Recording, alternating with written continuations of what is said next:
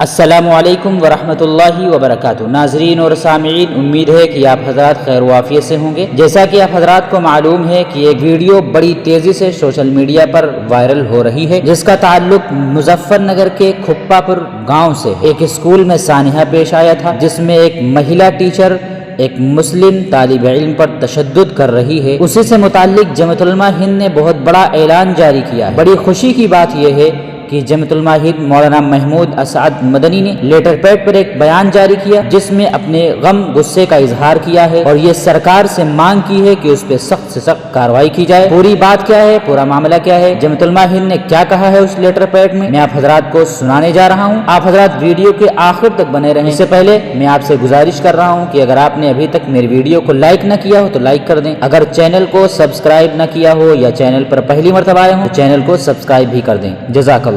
اس letter paid پر کیا لکھا ہوا ہے وہ آپ حضرات سماعت فرمائیں۔ اس میں یہ لکھا ہوا ہے کہ مظفر نگر اسکول سانحہ پر سخت دفعات کے تحت کارروائی کی جائے، مولانا محمود اسعد مدنی۔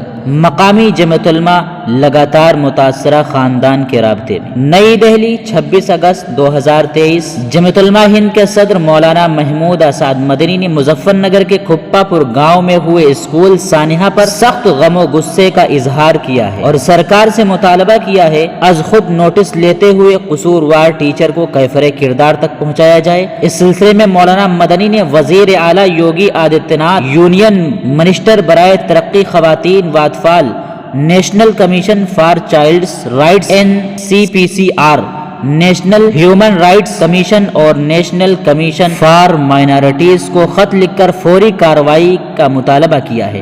خط میں خاص طور سے کہا گیا ہے کہ میری آپ سے گزارش ہے کہ مذکورہ واقعے کا از خود نوٹس لیں اور مجرم کے خلاف child's rights, human rights, educational rights اور دو قوموں کے درمیان منافرت کی روک تھام ایکٹ کے تحت مقدمہ درج کریں۔ نیز آپ متعلقہ ضلع انتظامیہ کو جلد ہدایت دیں کہ وہ معمولی دفعات لگا کر اس سنگین معاملے پر پردہ پوشی کی کوشش نہ کرے۔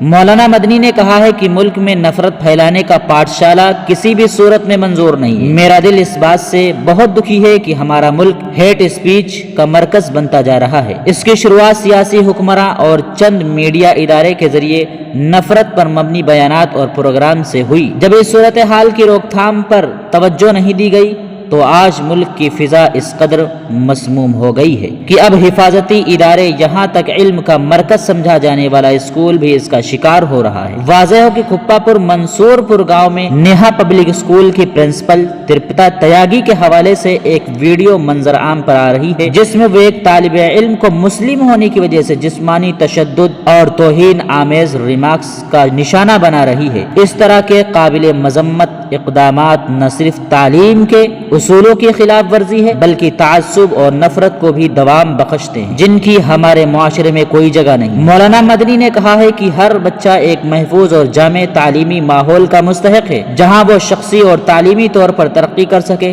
زیر بحث استاذ کا رویہ ان بنیادی اصولوں اور پیشہ وارانہ طرز عمل کی سنگین خلاف ورزی ہے۔ ہم متعلقہ اداروں سے پرزور اپیل کرتے ہیں کہ وہ اس تکلیف دہ واقعے سے نمٹنے کے لیے فوری اور پرعزم اقدامات کریں اور واقعے کی مکمل تفصیلات سے پردہ اٹھانے اور استاذ کی حرکتوں کا منصفانہ جائزہ کے لیے ایک مکمل اور صاف شفاف تحقیقات کی جانی چاہیے تاکہ مستقبل میں ایسے واقعات کی روک تھام کو یقینی بنایا جا سکے۔ کسی بھی قسم کے امتیازی سلوک، ایذا رسانی یا تشدد کے لیے صفر رواداری کی پالیسی اپنانی چاہیے اور اس پالیسی سے تمام عملے اور طلبہ کو واقف کرانا چاہیے۔